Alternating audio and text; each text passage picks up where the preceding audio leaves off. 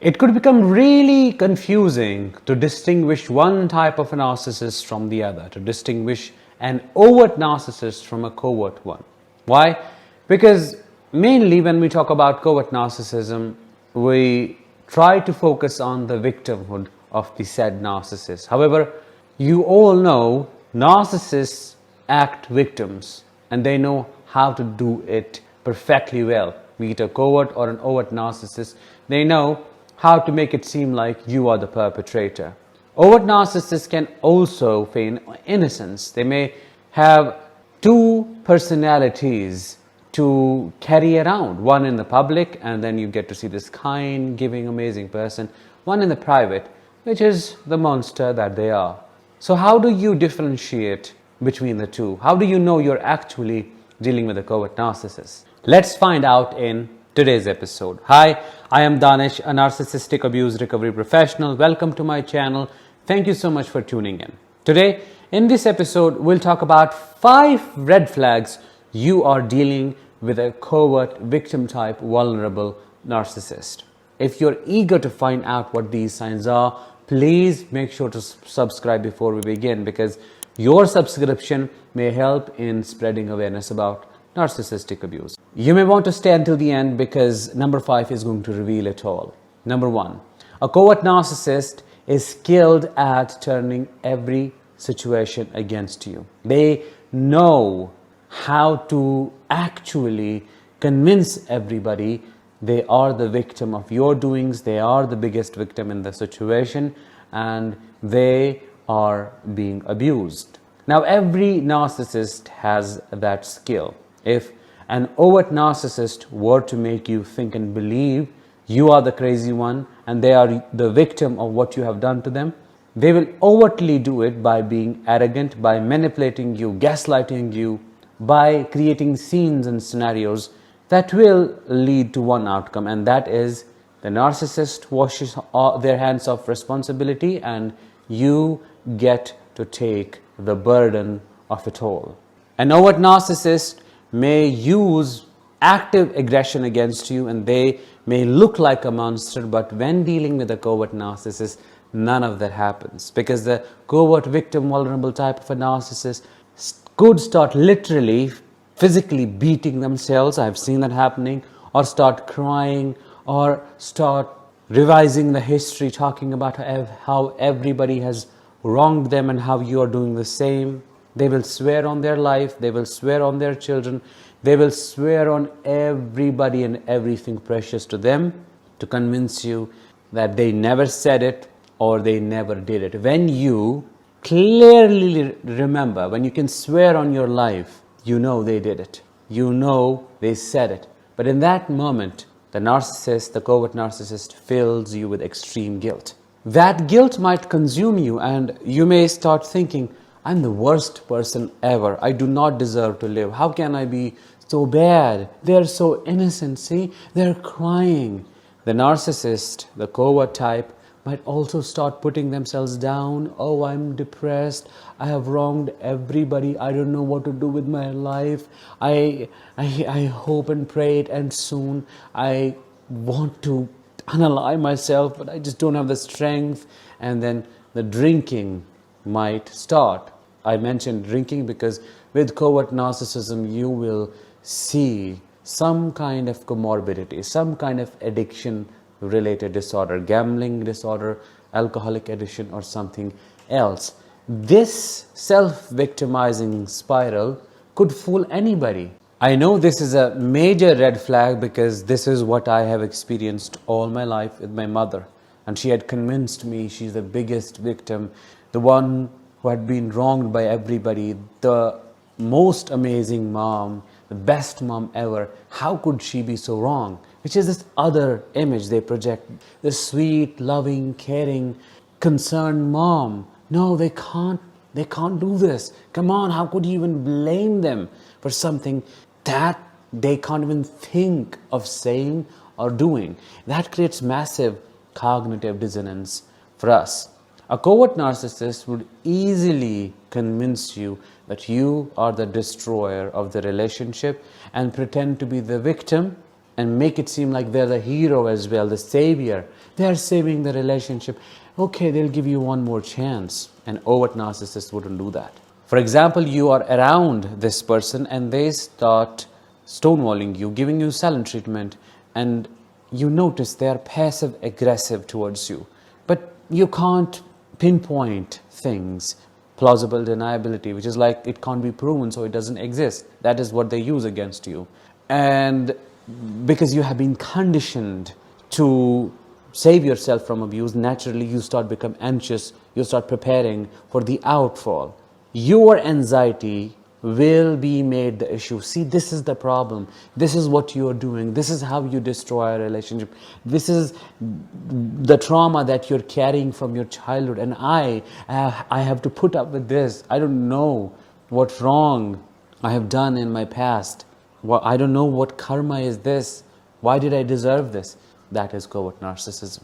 Before we move to sign number 2, share your experiences in the comments below. What signs did you notice in the covert narcissist that you are dealing with or have dealt with in the past that differentiate them from overt narcissism? Drop your experiences in the comments below, and who knows, you might end up helping a lot of confused survivors. Number 2, they have mastery in the art of putting people down subtly, while as an overt narcissist might point out your flaws very directly and demean you, belittle you, humiliate you. They may call you names. They may point out all the different types of problems that are with you, the things they admired in the beginning. Now all of a sudden your tummy is too big, you're too short, or your income is too low. You know what I'm talking about. A covert narcissist wouldn't do that. They are wise enough, clever enough, should I say, to put you down, to stab you, but with an invisible knife. You will bleed, but you wouldn't know why. Who did that to you? Covert hidden jabs, backhanded compliments, subtle remarks, subtle put-downs are some of the tools in a covert narcissist arsenal. Let me give you an example. You are wearing a new fabulous dress that looks amazing on you, like there's nothing to be pointed out. And you go to the narcissist for approval or to just get their feedback. You ask them, how am I looking? Let's say you are the daughter and the covert narcissist is your mother. Oh, this dress looks so nice on you, but I think it will look better on your sister. Oh, it looks so nice on you, but that thing that you have over your neck, it's small, but it just takes away that glamour, you know. I don't know why you didn't take care of it. But yeah, overall, it's fine. You enjoy, my sweet little angel. I'm so happy to see you this way. Another example, you prepare something amazing, something delicious for dinner, and there goes the narcissist. Wow, it looks amazing, so tasty, so appetizing. I'm sure if you could only put half of the effort that you put into this dish into a relationship, so many things would change. I'm just saying, you know, it looks amazing. I can't wait to start eating it, but just wanted to say, it feels like a compliment, but it is not. It feels like they're saying something nice, but they're not. Do you see where I'm going with this? So that is how you recognize a covert narcissist and their mastery in passing these remarks that are not so good, but they sound good. They're supposed to lift you up, but you only feel down, and then you wonder why. Sign number 3, the most painful one. A covert narcissist will perfectly feign empathy. Oh, a covert narcissist will smother you. They'll make you feel like you're the most special person in this entire universe. They'll cook for you, they'll clean, they will go out and earn, they'll provide, they'll take you to the doctors. They will show up, and that is the most confusing part, because you feel like they are present in your life, unlike the overt narcissists who can show some kindness here and there sporadically, but their selfishness, their ruthlessness and cruelty is visible. Like you can pinpoint, you can say they are a bad person. With a covert narcissist, it doesn't feel like that. You think, oh, but she did this, he did this. How can they be a bad person? But when it comes to devaluing you, they will leave no stone unturned to make you feel like crap. This is where a lot of folks get confused, because this behavior, the shift in a covert narcissist behavior, looks like BPD splitting, borderline personality disorder, and the splitting that happens.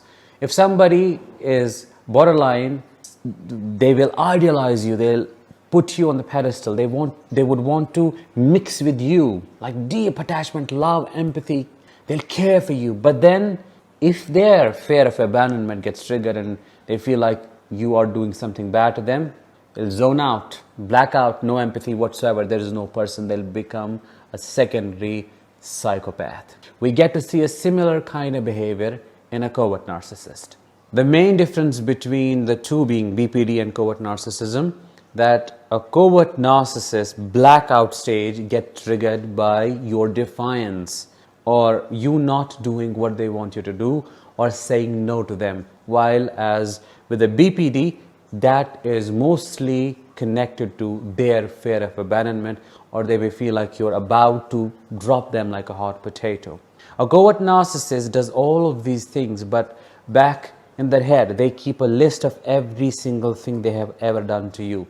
And the list is used to make you feel burdened, to make you feel like you owe them your entire life. They revise history, and when they do it, they ruthlessly bring you down and make you feel like you're the most thankless and the most ungrateful person in the entire world. When devaluing you, they will be passive aggressive, they won't talk to you, they'll stonewall you. While as an overt narcissist will stop caring. They may also give you silent treatment, but their aggression, their ego, their arrogance, their entitlement, grandiosity comes out like anything. The manifestation is very clear. A covert narcissist, on the other hand, will confuse the hell out of you, because all the time you will see them sulking, you will see them sad, they're not talking to anybody, they're not eating. You wouldn't find any overt signs of arrogance in them or entitlement, but it's hidden, all of that. Their entitlement lies in their delusional belief that you are going to come and rescue them, or you are going to come and beg them for their forgiveness. You are going to come and try to fix everything because you messed it up. Their grandiosity lies in the fact that they can use you like an object. You belong to them, and they can throw you around like the way they want to. They do not care about your individuality or your personality. The moment you create a boundary or give it a pushback or just behave differently than how they expect you to behave, hell will break loose. I am sharing my life story with you. This is how I experienced my mother's narcissism, and this is who she was. Her confusing behavior convinced me that it was my fault, because she was not overtly abusive like my father was. He was physically abusive, emotionally abusive, very aggressive, extremely unsafe to be around. But she was like all smothering, all loving. Physical affection was a big thing. She offered it. She provided for us mostly, took us to the doctor's appointments. The major responsibilities, the lack or the absence of it from my father's side, made it seem like she's the better one, when both of them were the same. The only difference is that she wore her mask perfectly well. I think my father was less of a hypocrite than her. Sign number 4, this one is telling. A covert narcissist experiences frequent mood swings like a borderline personality disordered person. You wouldn't get to see that in an overt narcissist, because their mood is relatively stable. Yes, they can have their highs and lows, ups and downs, but there is a baseline established. With a covert narcissist, it's highly volatile, because one moment they can be laughing, all cheered up. The next moment you get to see a depressed, sulking narcissist, defeated, and they don't want to do anything. It seems like they don't want to live anymore. It's a burden to be here. You are a burden. Everybody is troubling her, and she is the biggest victim ever, the one who has suffered a lot. The concept of ego inflation or deflation due to the presence or lack of supply can help us understand a covert narcissist's mood swings better. A covert narcissist is all bubbly, happy, funny to be around, inflated when they are getting a lot of supply. Their supply could be being recognized as the biggest victim, the martyr mom, the sacrificing dad, or the kind and the most helping person one could ever meet. The ego deflation can be caused by the lack of it, or the absence of the primary source of supply, or when the covert narcissist is left on their own, there is no chaos, there is no drama. Basically, it's not about them.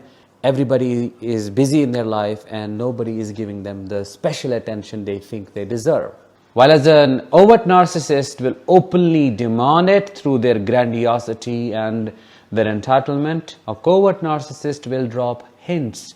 They won't tell you what's going on. They'll just make different faces, give you very, very weird looks, not make eye contact, and just to stay away from you physically, avoid you, and do all the weird, immature stuff so that you can keep coming and try to fix mommy, or try to fix your partner, your dad.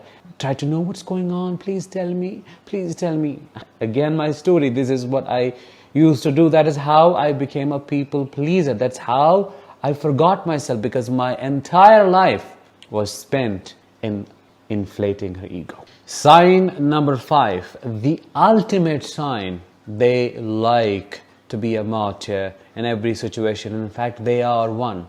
An overt narcissist will hate other people, pitying them. They don't like it. They want everybody to admire them. They want everybody to see them as the strongest person in the room. A covert narcissist would want the opposite. They want you to see them, the martyr mom, the sacrificing dad. They have stories that they repeat in their head, and to you, it's like they go through the script. Oh, I did this for my son, and I did this for my partner. I can't tell you what I had to go through. I sacrificed my life. I did so many things to get you where you are at today. You should be proud of me. My pain is the biggest pain. Your pain does not matter in any way before me. Even during your happy moments, they will make it about themselves, but not in overt ways. By covertly sabotaging the situation, they will pretend to be the victim. I can remember one example, like one of my friends got a job, like his first job. I remember we were staying in the room with my mom, and he was there as well. Everybody was happy, like, wow, amazing, congratulations. All of a sudden, she started crying with no reason whatsoever, like uncalled for, unprovoked. She started crying. And everybody was looking at her, asking, what's wrong? What happened? Everybody's happy. He got a job. Come on, let's celebrate. Nobody is taking care of me. Nobody wants to know what's going on with me. Everybody has left me alone. I don't know what to do. That was when her narcissism was fully exposed and revealed to me. She couldn't stand the fact that everybody was focusing on that poor guy. No, she had to take it in, because she's the vacuum for attention. She has to bring it to herself. How dare you? You may see them crying, but deep down they feel jealousy and animosity towards the person who is stealing the limelight. They want to stay under it, but not overtly. Do you see where I'm going with this? So it's just very complicated to deal with a covert narcissist. They are one of the most dangerous types to be around, because they abuse you and leave you with a lot of cognitive dissonance and confusion, because they don't openly scream or yell at you or verbally abuse. It's all hidden. Those were the 5 most obvious red flags and signs of covert narcissism. Let me know which one of these stood out the most for you. Which one did you found the most helpful? Drop your answers in the comments below, and I will talk to you in the other one. Until then, as always, please let the healing begin and continue.